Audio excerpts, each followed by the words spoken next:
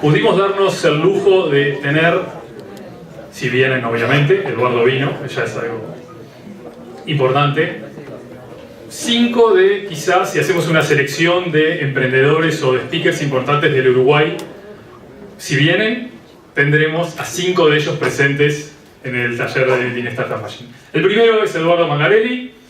Quizás él no se acuerde, pero por el 98, 95, en un evento de Microsoft, alguien me presenta a un rubiecito que iba a dar una charla y me presenta, bueno, él es Eduardo, ahora Ariel, bla, bla, bla, bueno, mucho gusto. Y después de ahí, del 95, no sé bien el año, pero era por ahí, 98. Desde ahí nunca más hablé con él, hasta hoy. Sí lo veo en internet y leo todo lo que hace y sí, sigo sus twitters y todo. Y bueno, y hoy en día, desde ser speaker, no me acuerdo qué rol tenías ahí, pero eras speaker invitado. Era un speaker invitado. ¿Eras alguien? No, no eras nadie. No era nadie. Hoy, o sea, yo no era nadie y ahora sigo sin ser nadie. Pero él, sin embargo, es director de tecnología, desarrollo y grupos de plataforma de Microsoft para toda Latinoamérica.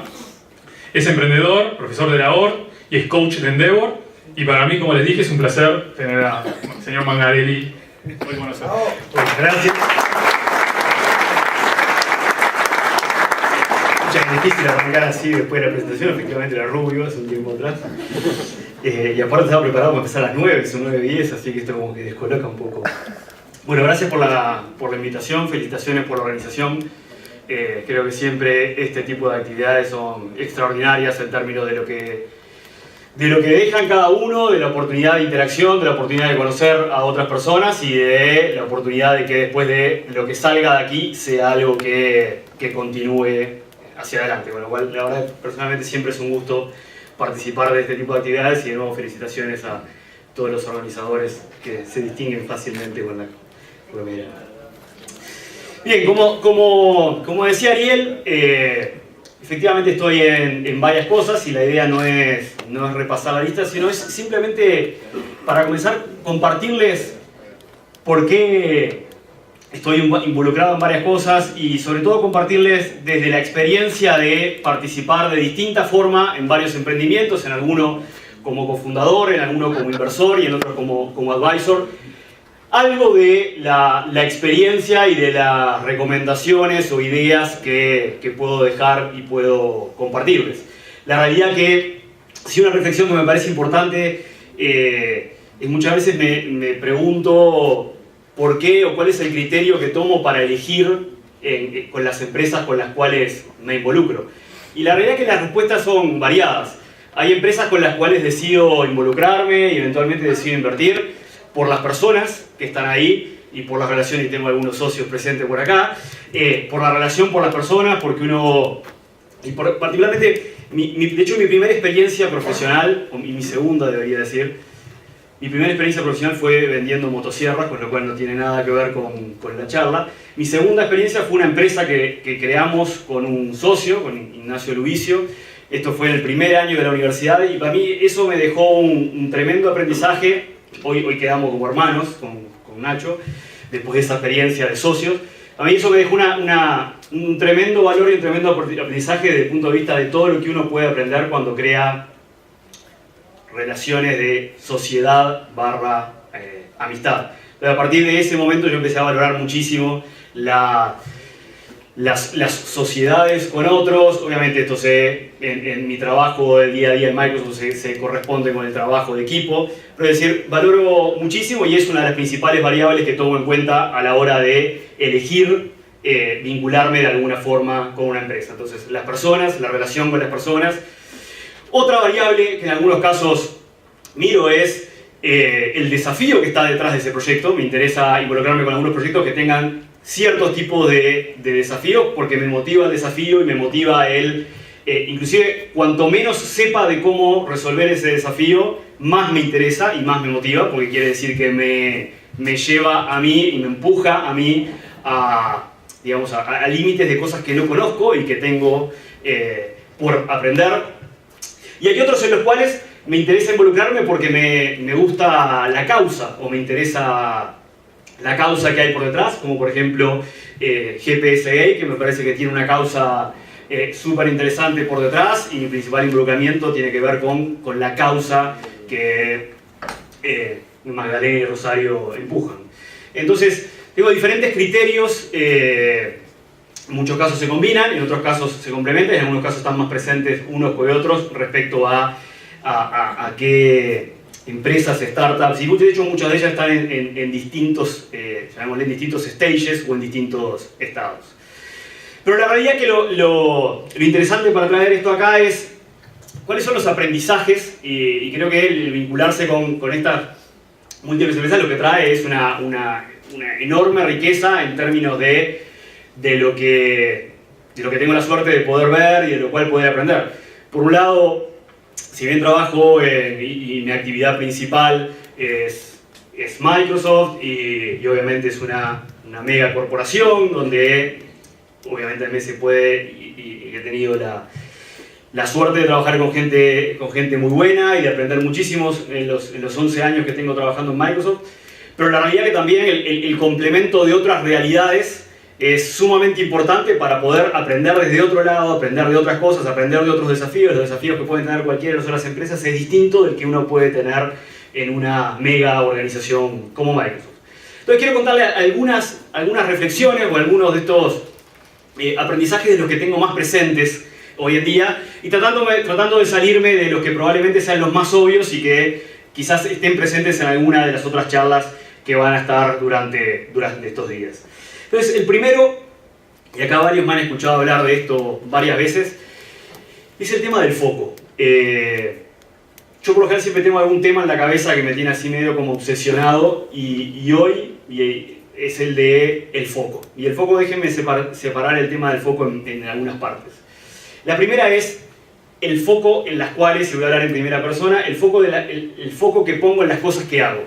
Es decir, yo estoy convencido que hoy, no estoy seguro, estamos todos convencidos, que hoy la cantidad de distracciones y de dispersión de nuestra atención que tenemos, y la inercia que nos empuja hacia el multitasking es tremendo. Siempre digo, está buena la reflexión de ponerse a pensar cuándo fue la última vez que le dedicamos a algo media hora o 20 minutos 100% concentrados en ese algo. Hagan el ejercicio después. Y después digo 20 minutos, no, bueno, 15 y 10. La realidad es que hoy estamos... Bueno, para mí este es un tema extremadamente importante porque estoy convencido que la calidad de las cosas y la productividad de las cosas es una consecuencia, es una función del foco que seamos capaces de poner. Y esto voy, como digo, a lo individual. Y de hecho cuando uno se empieza a forzar en decir, bueno, voy a poner foco en esto y voy a hacer esto y me voy a bloquear todo el resto de las direcciones, nada más que 20 minutos uno se empieza a dar cuenta el cambio en lo que uno es capaz de producir. Esto mismo, esta misma mirada aplica a las organizaciones, esta misma mirada aplica a las empresas, esta misma mirada aplica a los startups. Hoy seguro cualquier cosa que leamos sobre startups o nuevas empresas, etc., va a decir, bueno, pongan foco y tengan una idea o un producto y pongan el foco en eso, y efectivamente yo creo que es muy importante. El foco permite definir una idea clara, el foco permite definir un plan para llegar a esa idea, el foco permite el estar reiteradas veces pensando en múltiples ciclos, el hacia dónde vamos, el cómo vamos ahí, el estar enfocados en un problema. Pero también para mí me parece importante, y esto muy de la experiencia reciente, el hecho de que el tener foco en algo puede ser engañosa la definición de poner foco en algo, porque ese algo pueden ser varias cosas. Y de hecho hoy una conversación muy frecuente en el mundo de las empresas es el decir, bueno, yo por un lado pienso en que quiero hacer un producto, pero por otro lado hoy en el día a día vivo de los servicios que mi empresa produce. ¿Te suena conocida esa historia? Es una historia es muy de la realidad nuestra hoy. Es decir, es muy fácil pensar en, bueno, cuál es la realidad de Silicon Valley, la inversión. La realidad hoy de muchas empresas es, sí con la visión de un producto, sí con una súper buena idea, pero la realidad es que el día a día, hay otra máquina que tiene que mover el día a día y otra máquina que tiene que traer la caja del mes, y muchas veces es la máquina de los servicios. Entonces, yo ahí particularmente tengo una opinión bien clara, que es la estrategia adecuada y el tener foco no va en contraposición de decir, yo puedo tener foco en, tengo un producto, yo empujo este producto, tengo una estrategia para este producto, pero también tengo clara cuál es la máquina que viabiliza la organización, la máquina que viabiliza la empresa, la máquina que me trae los servicios, y cuanto mayor complemento pueda tener entre esas dos piezas de la organización, de la empresa, de la startup, buenísimo, cuanto más. Pero la realidad es que tengo que lograr mantener el foco y la ejecución de las dos cosas. Estoy poniendo un ejemplo muy puntual, pero traigo este ejemplo porque me parece que es bien representativo de la realidad hoy de muchas de las empresas que están en la vuelta. Entonces, es tan importante saber poner foco como saber cómo balancear ese foco y eventualmente tener 1, 2 o 3 líneas dentro del foco. Y como digo, creo que esto aplica tanto a la disciplina de uno como a la disciplina de la organización. El segundo punto que quiero compartirles es algo que también que hemos hablado con varias empresas últimamente, que es el punto del balance. La vida del startup es muy sinusoidal a veces.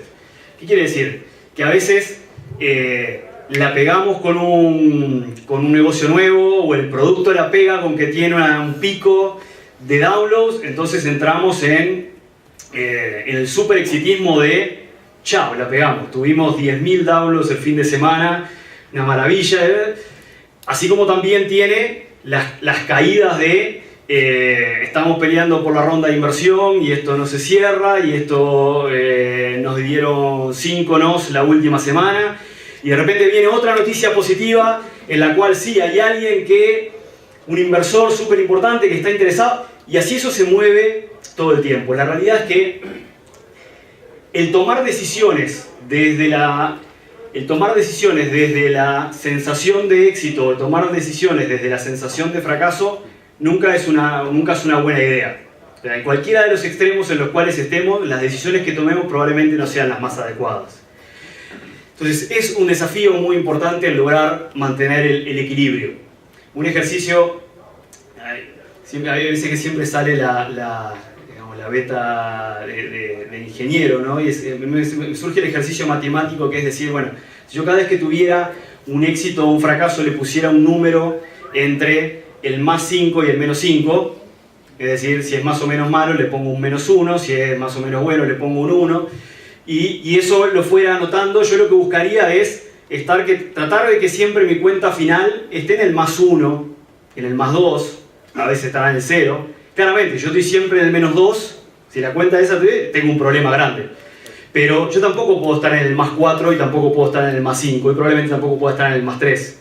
Entonces, esa reflexión de decir, bueno, ¿cómo mantengo el equilibrio adecuado? Y como en definitiva es cómo me mantengo ubicado, porque esa ubicación que logre tener me va a ayudar a tomar las decisiones desde el mejor punto, desde el punto más balanceado.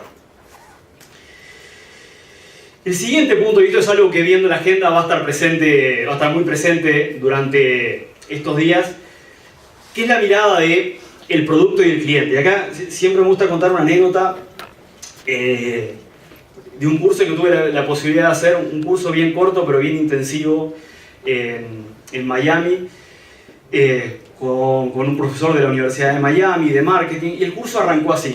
Éramos 20 personas, todos de fuera de Estados Unidos. Muchas personas de Europa, algunas personas de Asia. Entonces el curso empezó así. El profesor dijo, bueno, todos agarren el papel y anoten 2 números. Dijo, anoten qué porcentaje ustedes creen que se toma en Estados Unidos de cerveza importada. O sea, el porcentaje de cerveza importada que se consume en Estados Unidos. Primera pregunta. Segunda pregunta, del 1 al 10, digan qué nivel de certeza creen que tiene la estimación que hicieron antes. ¿Vale? Uno era el porcentaje de venta y el otro era el nivel de certeza del 1 al 10. Entonces cada uno anotó su número Y nos preguntó el número a todos. Entonces, lo primero que hizo, graficó en el pizarrón la cantidad de ocurrencia en rangos de porcentajes. Tomando en cuenta la cantidad de ocurrencias en rangos de porcentajes, lo que daba era que la estimación del grupo, digamos, era que era 70% de cerveza importada se tomaba en Estados Unidos. Lo siguiente que dijo, me preguntó el nivel de certeza, y el nivel de certeza lo que hizo es el promedio de los niveles de certeza. El promedio de los niveles de certeza daba 7. Entonces lo que quiere decir es que el grupo con un nivel de certeza, digamos que alto, 7, del 1 al 10, entendía que el 70% de la cerveza que se consumía era importada. La siguiente frase bien contundente que dijo el profesor fue: el número correcto es 5, de esta forma ustedes toman decisiones todos los días. El punto es, nosotros tenemos una cierta percepción de lo que pasa en el mercado, nosotros tenemos una cierta percepción de lo que quieren los clientes y estamos altamente convencidos de la percepción que nosotros tenemos. Hay varios de los ejercicios que van a estar durante estos días que tienen que ver con validar las ideas con los clientes, con relevar, etcétera, etcétera. Pero esto es algo que todo el tiempo lo tenemos que volver a tener presente, porque nuestra naturaleza es convencernos y enamorarnos de nuestras ideas. Nuestra naturaleza es convencernos de que nosotros tenemos la mirada de lo que el cliente o el mercado puede querer, de que nosotros eventualmente podemos ser nosotros, de que uno eventualmente puede ser referencia del mercado, y la verdad que típicamente nunca lo somos. Entonces, y de hecho la metodología de Lean Startup aporta muchísimo a cómo validar, a cómo relevar, pero es luchar siempre contra el instinto natural de recordarnos, cada uno de nosotros no somos referencia de nada. Y la realidad es que el lograr validar nuestra idea, el validar el producto, el sondear contra el cliente, etcétera, etcétera, es extremadamente importante, porque la realidad el éxito termina siendo una consecuencia de eso. El éxito termina siendo una consecuencia de qué tanto logremos dar con la necesidad del cliente. Y por supuesto que está la anécdota de Ford y de las carretas más rápidas, etc. Que está súper bueno, y de cómo muchas veces tenemos que lograr adelantarnos a lo que el cliente quiere, adelantarnos a lo que el cliente necesita, y que muchas veces el cliente no necesariamente nos puede dar la respuesta de qué es lo que quiere porque todavía no lo sabe. Todo eso está muy bien, pero también hay que entender que hay casos y casos, digamos, y que hay riesgos y riesgos que podemos tomar. Y cuando nosotros nos estamos embarcando en un emprendimiento, la realidad es que no siempre tenemos el margen como para poder decir, está bien, nos podemos jugar una ficha en la cual nos apostamos a qué es lo que creemos que va a querer el cliente sin que hoy ni siquiera él lo sepa. ¿Cuánto riesgo podemos tomar? Y de vuelta, creo que ahí la metodología de Lean Startup aporta un montón a este punto en particular. El siguiente punto que quiero compartir es, le ponía ahí el costo del mercado. Y esta también es una conversación bastante recurrente. Decimos, muchas veces podemos tener muy buenas ideas, pero el verdadero desafío está en cómo logro con esa idea llegar al mercado, o cómo logro con esa idea que se enteren los primeros 100.000, los primeros 500.000, el primer millón o los 10 millones. ¿Cuál es el costo de esa idea que está súper buena llegar a eso? Está el escenario de los productos que toman éxito gracias a viralizarse.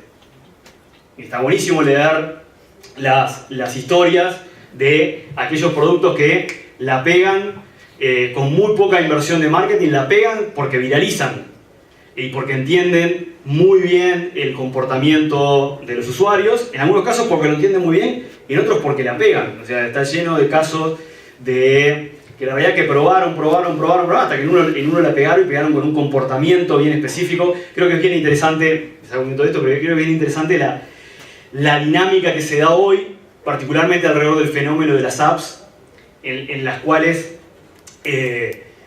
lo que se da es lograr encontrar cuál es el enganche adecuado en el comportamiento del individuo para generar casi que diría la adicción. Es decir, los juegos lo han hecho extremadamente bien. Los juegos que lo que hacen es generan ansiedad y de hecho, donde en muchos casos el pago del in-app purchase viene en base a la forma de matar la ansiedad. Como en lugar de tener que esperar tanto tiempo, lo que hago es pago. O sea, estoy jugando directamente contra la ansiedad del individuo. Pero la idea, volviendo al punto, es está el escenario, sí, de la viralización, pero la realidad es que en la mayoría de los casos el primer punto de masificación tiene un alto costo de difusión. Si nosotros hoy hacemos una app que está extraordinaria y la publicamos en cualquiera de los stores, ¿cuál es la probabilidad de que hacemos la mejor, para una función, para algo específico, hacemos la mejor app inimaginable, lo mejor que se podría hacer? ¿Cuál es la probabilidad de que tenga 100.000 downloads la primera semana? Es extremadamente baja, porque la realidad es que hay cientos de miles de aplicaciones ahí disponibles. La capacidad del usuario, de cuántas apps baja, de cómo llega a las apps, etc. Hay que entender muy bien esa dinámica. Con lo cual siempre hay que lograr contrastar el costo de cómo abordar un mercado es extremadamente importante a tomar en cuenta. Hay muchas ideas que terminan cayéndose o que no terminan prosperando porque no por la idea, no por no identificar bien cuál es el producto o cuál es el cliente al que voy, sino porque es tan costoso llegar y donde eventualmente esa inversión para poder llegar no necesariamente se repague llegando porque no es tan buen negocio. Entonces, de nuevo, muchas veces nos enamoramos de la idea, nos enamoramos del producto. Hay que pensar que el costo del camino es una variable sumamente importante y el contrarrestar el costo del camino con la oportunidad de retorno al final es sumamente importante. Me quedo el otro punto que quería comentar es, yo creo que hoy,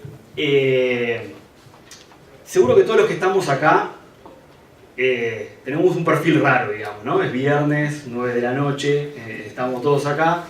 Tenemos alguna característica en común, digamos, todos los que estamos acá tenemos, y alguna característica distinta del resto tenemos también. Hoy hay algo que hago a menudo, en realidad que hago a diario, es leer de lo que está pasando, principalmente en el mundo de tecnología. Pero también uno puede leer todas las noticias, puede leer todos los titulares, pero yo creo que más que eso, hoy la historia se está dando hoy, y la historia relevante para aprender y para nutrirnos de qué cosas funcionan, para capturar ideas, para entender modelos nuevos. Esto que hablábamos recién de cómo hay quienes logran dar con el comportamiento del individuo para en función de eso crear el éxito. Es decir, la historia que nos permite aprender para nutrir nuestra idea, para nutrir nuestra empresa, es hoy. Entonces, yo intento, cuando leo y leo todos los días, ponerle no una mirada de consumir información, sino una mirada de aprender de lo que está sucediendo. Es decir,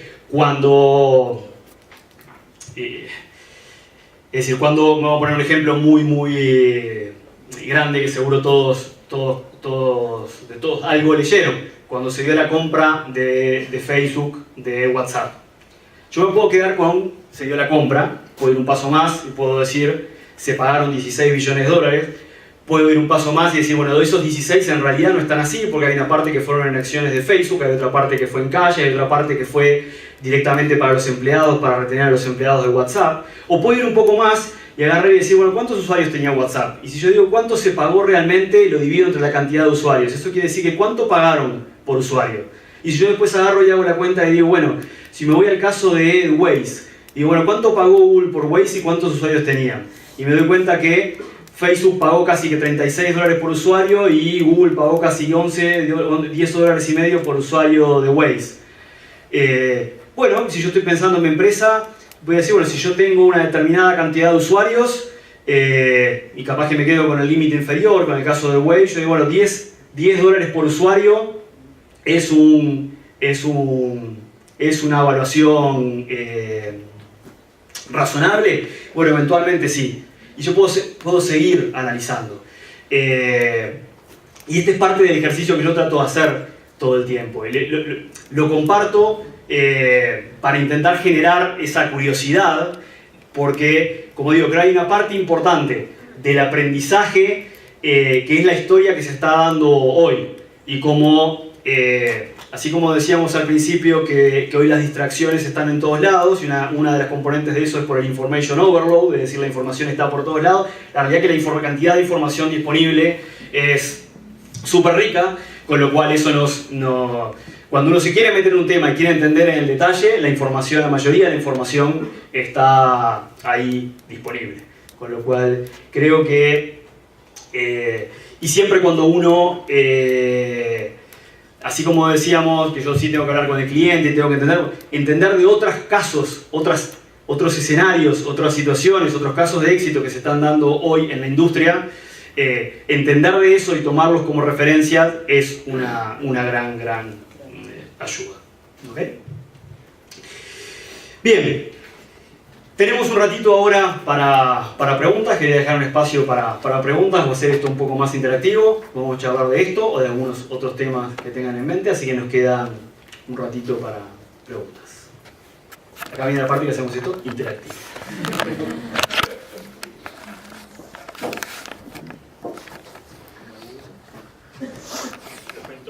A ver, claro, alguno que quiera romper el hielo, digamos.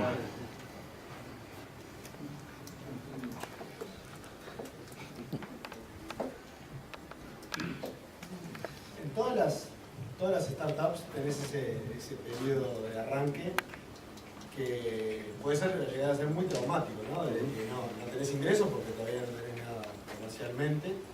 ¿Y cuáles son las herramientas, más allá de las incubadoras, que hay hoy en día para superar esa etapa, ¿no? Porque hablaste de rondas de inversión, pero no sé qué tan comunes son acá en Uruguay. Sé que en Estados Unidos sí lo hay. Iba a estar en una incubadora y te contamos. Rafa me está poniendo presión para no competir en mi respuesta con la... Complementando la pregunta, quizá mencionar las diferencias entre una preincubadora, una incubadora y una aceleradora, porque no sé si todos no las conocemos. A ver, ahí voy a tener que dejar a Rafa que responda, porque si yo contesto mal esa me voy a meter en un lío. Vamos primero a la respuesta y después, si querés, Rafa, querés complementar. Le respondería en dos partes. Hay una primera parte es, y seguro todos conocen, hay distintos mecanismos de financiamiento, particularmente alrededor de la ANI. Hay varios y que son muy buenos para sortear esa primera etapa. Esa es parte de la respuesta. La otra es las rondas de inversión, de lo que podemos llamar inversión ángel. Hoy, afortunadamente, están siendo bastante frecuentes, o hasta diría muy frecuentes. De hecho, hay varios grupos de inversores ángeles. De hecho, acá está Martín, que representa a uno de ellos. Hay varios grupos, pero hoy es frecuente y es accesible. Creo que lo interesante es, además de los grupos que se han formado, hoy está bastante, llamémosle, institucionalizado o popularizada la idea de invertir en emprendimientos y entender qué significa invertir en emprendimientos. Entender, por ejemplo, que invertir en emprendimientos significa que vas a tener una determinada cantidad de tiempo, dependiendo del emprendimiento, donde no vas a tener el retorno de lo que pusiste y que tiene riesgo y que creo que en los últimos 2 años se han dado dos cosas. Una es, sí se ha dado que hay muchos más inversores ángeles y capital ángel disponible. Lo otro que me parece tan importante como eso es que las reglas de juego en general están bastante claras para todos. Y que no es que para cada startup tiene que salir cuando habla con un inversor nuevo a decirle, bueno, pero pará, porque invertir en una startup implica este riesgo, implica esto, y no me vengas dentro de 2 meses a pedirme el balance porque tiene poco sentido, y me tenés que dar tiempo, y me tenés que dar flexibilidad para que tome decisiones, bla, bla, bla. Entonces creo que hay un buen nivel de acuerdo respecto a esas grandes reglas, y eso complementado con una buena disponibilidad de inversores ángeles, creo que hace un buen complemento. ¿Querés saber? ¿No? Después Rafa les cuenta. Tengo una... Sí. ¿Qué tiempo es esperable esperar, la redundancia, para que un producto tenga atracción antes de matarlo? O sea, ¿cuánto esperarías vos, como inversor o como emprendedor, a decir, bueno, le doy la oportunidad hasta qué plazo? Antes de tener que matarlo. Sí, no tengo una buena respuesta porque creo que depende del producto, pero sí hay cosas importantes respecto a eso. Me vienen 2 rápidamente a la cabeza. La primera es, sí forzarse a hacer el ejercicio de cuánto es el tiempo adecuado para el producto que estamos haciendo. Es decir, ponernos plazos, ponernos metas. Es decir, bueno, de acá a 6 meses yo lo que quiero tener es 20.000 usuarios activos. Y ser claro en la definición de las metas. Y si me meto un minuto en esto que acabo de decir es, bueno, ¿cuál es la definición de usuario activo? Usuario activo es un usuario que entró en los últimos 7 días. Podemos tener diferentes definiciones de usuarios activos. Entonces, ser claro en cuáles son las metas que me pongo. O sea, primero fijarme esas metas y ponerme esas metas me parece súper importante. Y unido con lo que decíamos antes, es acordar esas métricas con esas metas con el inversor si es que lo hay. Pero eso es lo primero. Lo segundo es... que hay un concepto que yo creo que es muy trivial pero muy importante, que es decir, tenemos que asegurarnos de darle la oportunidad al producto que sea exitoso. Darle la oportunidad al producto, o sea, tomemos al producto como alguien más que está ahí, y qué cosas tenemos que hacer para darle la oportunidad de que sea exitoso. En el sentido de que muchas veces pensamos en el producto, empezamos a ver, y en realidad estamos haciendo cosas que sabemos que no son las suficientes para que el producto sea exitoso.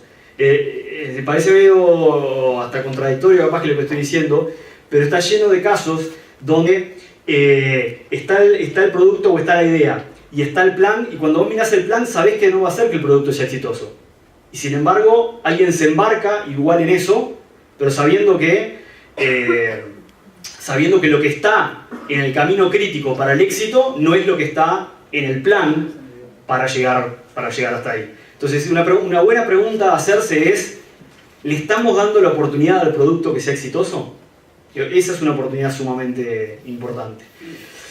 Esa es una pregunta sumamente importante. Sí. ¿Cómo puede ser? Es difícil, vos tenés una idea, vos ya creés que está bien, o sea, más allá de la realidad, después. ¿Cómo sabés que le estás dando la oportunidad y cómo sabés que le estás dedicando lo que le tenés que dedicar? O sea, además, vos te puedes dar cuenta, haciendo una introspección, puedes dar cuenta de que quizá no le estás dedicando, pero te das cuenta.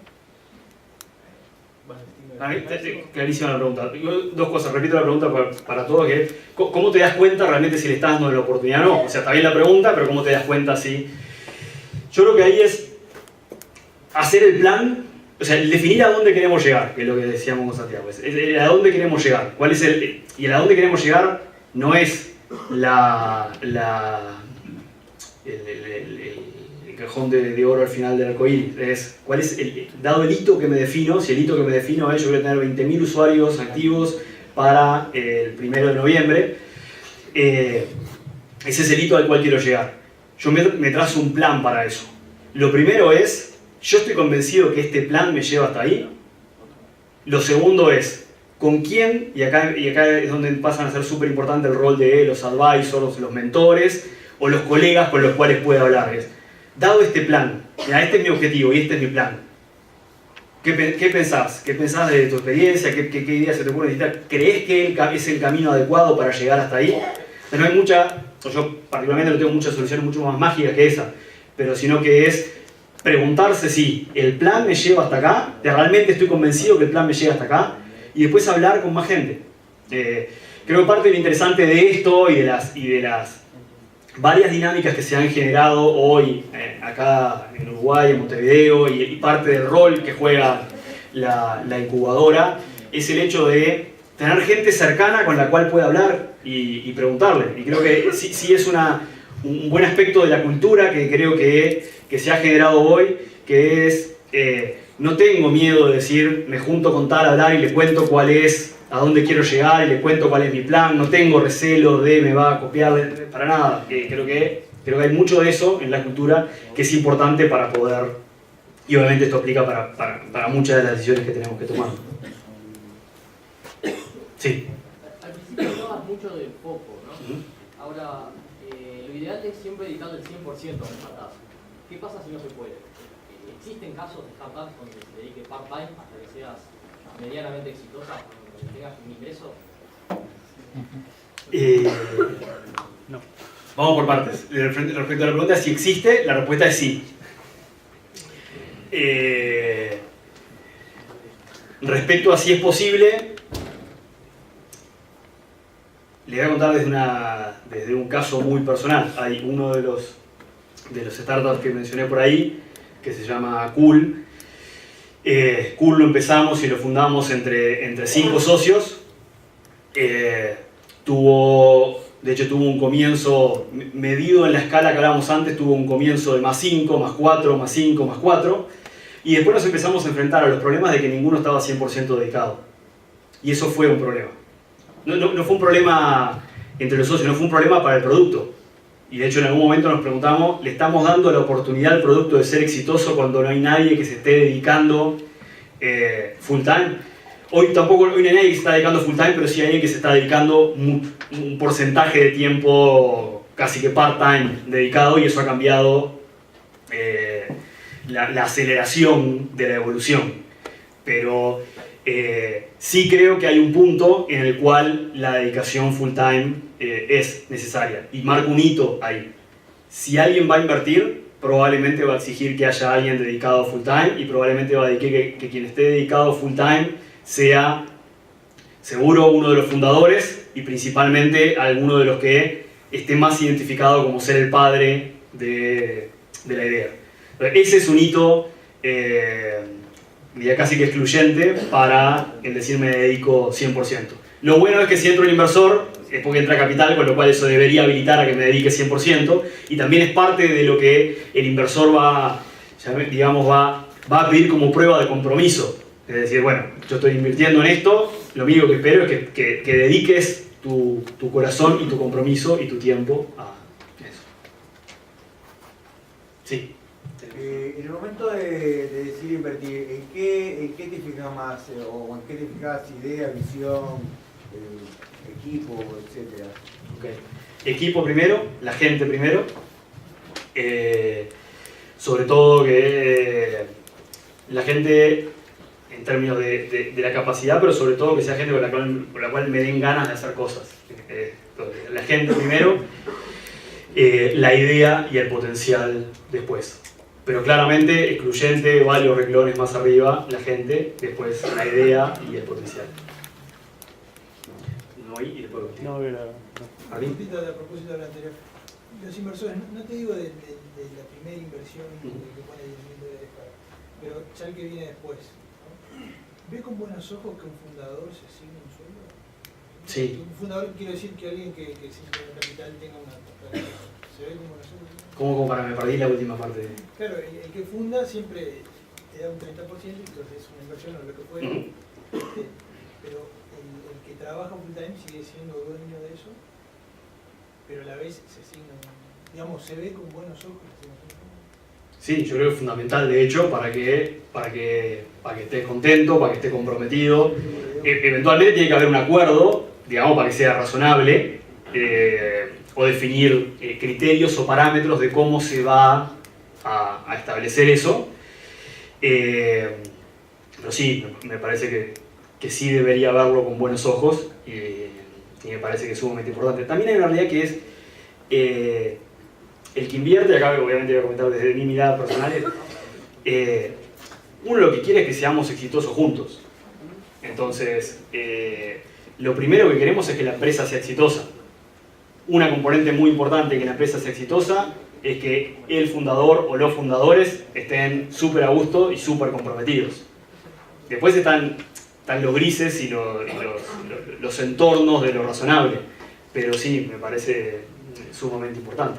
Así como también me parece sumamente importante que una vez que la empresa está en marcha, el principal retorno esté dado por las utilidades de la empresa. Porque lo que está bueno de eso es, al fin de cuentas, hay muchas veces cuando pensamos en startups, siempre la primera lógica es, estamos una determinada cantidad de tiempo perdiendo plata o invirtiendo plata, no damos ganancia, pero siempre tenemos que tener presente que el objetivo, salvo que estemos creando una ONG, pero el escenario al cual vamos es un escenario de profit, es un escenario de ganancia. Entonces, siempre creo que el principal retorno debe venir por la rentabilidad de la empresa. Más allá de que haya la posibilidad, bueno, del exit, que se vende la empresa, entonces ahí ganamos todo, es fantástico, pero hay una primera parte de la historia que viene por el profit, por la rentabilidad de la empresa. Última pregunta. Dale, vos tienes una pregunta. Teníamos una acá. Como quieras. Teníamos una acá, Martín. Dale. No, en realidad era un poco esa, digamos, qué cosas veías vos como inversor, que ya la respondiste, y un poco a ver si podés contar también, cuando está el emprendedor, la idea, las ganas, qué posibilidades hay de acá, digamos, cuáles serían más o menos los pasos a seguir para emprender desde Uruguay. ¿Cuáles serían los pasos a seguir para emprender de Uruguay? Desde el punto de vista de, llamémosle, de recursos disponibles, como decíamos, creo que preincubadoras, incubadoras, redes ángeles que pueden desde la concepción de la idea, redes ángeles que pueden desde la concepción de la idea ayudar a cómo podemos empezar a crear esto, donde siempre creo que es importante, y me salgo 30 segundos de la línea, pero siempre es importante cuando pensamos en un inversor que no solamente ponga plata, sino que me ayude con la idea. Es decir, un inversor que al mismo tiempo de ser un inversor sea un buen mentor, sea un buen advisor, ya sea porque sea alguien con quien me siento cómodo de hablar, porque me siento cómodo de preguntarle, porque me viene a dar buenas ideas, que no es alguien que me va a venir a resolver las cosas, y que no es alguien que para todas las preguntas que yo le haga va a tener una respuesta, para nada, pero ojalá que sea alguien con quien pueda hablar, con quien me haga buenas preguntas que me hagan pensar a mí, más allá de que me resuelva las cosas, que me haga buenas preguntas que me hagan. Entonces creo que desde el punto de vista de recursos, ANI, incubadora, preincubadora, redes de inversores, etc. Desde cómo arrancar la idea, actividades como estas, Startup Weekend, etc., que son súper buenas para, en muchos casos, para encontrar con quién arrancar. Responde la pregunta. Sí, o sea, y una vez, digamos, que tengas la idea, ya debería ser con una idea validada hasta cierto punto, ¿no? O sea, mira, hablé con tantos clientes, digamos, no sé. Sí, pero tampoco que tengan que tener la idea súper validada. Puede ser parte del proceso de pasar por alguna de estas etapas el validar la idea. Bueno, gente, muchas gracias. Disfruten el fin de semana.